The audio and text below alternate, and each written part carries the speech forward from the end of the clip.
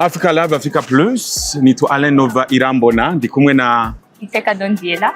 Turi ngaha rero kuya tubashangize amakuru abagezweho avugwa muri kino gice na cyane kibijanye n'imigenderanire canke se diplomasi.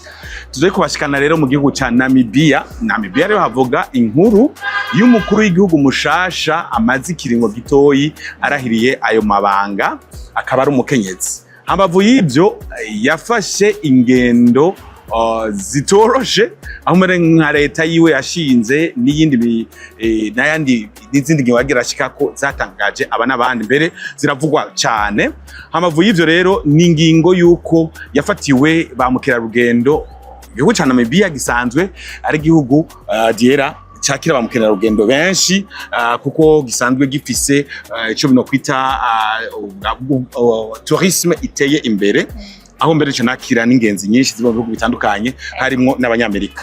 Ku banyamerika rero umukuru w'igihugu mushasha asaba mbere kuva itariki ya mbere kwa kane yuko abanyamerika, ingenzi z'abanyamerika bamukerarugendo abanyamerika bazobaraza muri Namibia bategezwe kuzokwama basaba visa ibitahora. Mugabo rero imbere ko tuja mu idonido Dondiela Iteka, uno mukuru w'igihugu mushasha wa Namibia yoba arinde na cyane kugira bamenye izina. Umukuru w'igihugu ca Namibia akaba azwi ku izina rya Nandi, akaba yararahiye itariki ya 21 mars 2025. Numva yuko ari vuba cyane. Ego bikaba binatangaza benshi kubera ari umukenyezi. Haba suzestima abakenyezi, umukenyezi no shaka gutwara igihugu neza, ariko urumva ko ari karazana utuntu twinshi dushasha. Mwakuhejeje kumbwira. Ego uretse n'ivyo nabaye umukenyezi ubu gushuka ubu Afrika ifise abakenyezi babiri ba Prezida, harimwo na Mama Samia Suluhu Hassan wa Tanzania. Aho rero nibo bakuba mugabo siwo gusa, hari n'abandi bakenyezi bigeze gutwara ibihugu mugabo batakibitwara.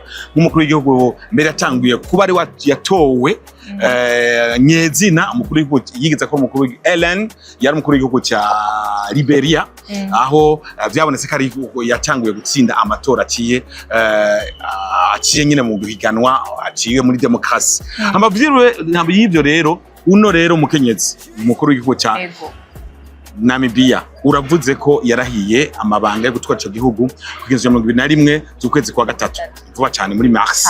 Urumva le 8 mars yaje imbere mugabo muri Namibia bace bacelebra ukundi. Hambavu y'ivyo rero ivyo ntibi itariki 21 y'ukwa gatatu nifise si ikintu gisanzwe ngaho muri kahise kwa Namibia, kuko itariki 21 z'ukwezi kwa gatatu umwaka w'igihumbi kimwe n'amajana 1990 niho kino gihugu ca Namibia carohinga ntayo kwikukira kivuye mu bukoroni bwa Afrika y'Epfo. Urumva rero barafise ingeni wasango.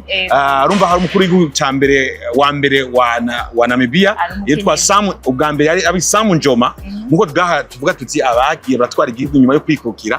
Uno Njoma niwe yatanguye afatwa nka se banyanamibia, muko tuvuga ngo se barundi se banyanamibia, atsinda amatora ashoboye gufasha Namibia kuva mu ntaro y'igikoroni aho baboneka ko mwengo atwarirwa muri South Africa. Rero kuba rero uno mukenyezi yimitswe itariki 21 y'ukwezi kwa gatatu si bisanzwe. Urumva iyo tariki irafite ikivuga mu buzima. Hambavu y'ivyo rero utuntu rero ingingo yatanguriye ko ni nko gushinga leta. Yashinze leta hose hamwe n'abantu 19 nawe arimwo. Muri abo 19 abakenyezi ni 10, abagabo ni 9. Umva ko azanye nakandi kantu gasasa, abakenyezi imbere berekana yuko basoboye. Aho rero bimeze gute? Nuko we umukuru w'igihugu niwe nyene umukenyezi, itegera tiyo nawe nyene n'umukenyezi.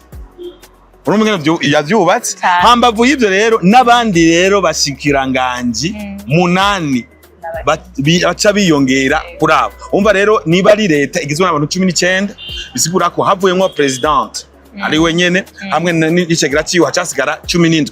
Muri abo 17 umva ko harimwo abakenyezi bakwiye gusa nivyo ibintu vyite. Hambavu y'ivyo rero n'umukuru w'inama nshinga amateka nawe nyene n'umukenyezi. Umva rero muri Mozambique muri Namibia murantunga muri no misi bari muri Mars mu kwezi kwahariyo canke kwezi benshi bavuga ngo no kwezi kw'abakenyezi mugabo bahimbaza mu munsi mpuzamakungu hari wagateka k'abakenyezi urumva ko barabibyaza umusaruro berekana yuko abakenyezi nabo bashoboye yego amavu ibyo rero ni ingingo rero iyi ngingo itoroshe yuko yasabye ko neza neza ku itariki ya mbere y'ukwezi kwa kane abamukerarugendo batembera mu Namibia bavuye muri Leta Zunze Ubumwe za Amerika ko bazoza barasabwa amaviza imbere yuko binjira muri Namibia. Aka rero bakanavuga neza ko kazotangurana n'itariki ya mbere y'ukwa kane.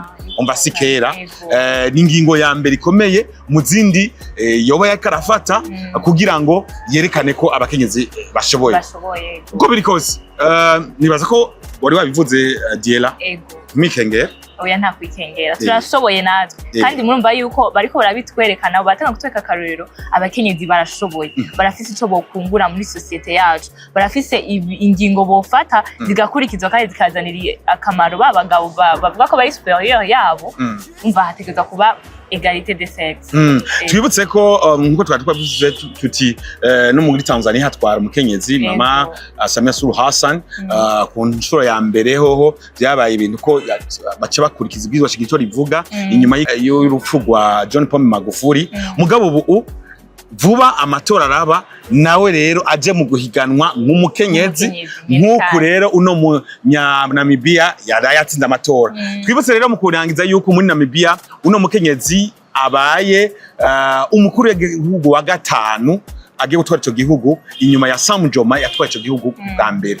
Bikurikira rero byose nuko nibindi vyiza abakenyezi mu Namibia, abakenyezi mu Burundi, abakenyezi bo muri bihugu bya East Africa, abakenyezi b'ibihugu bya Afrika bo kwisi yose ntibitinye ntibikengere byose birashoboka barashoboye nuko ngo ni muri maboko igihumbi.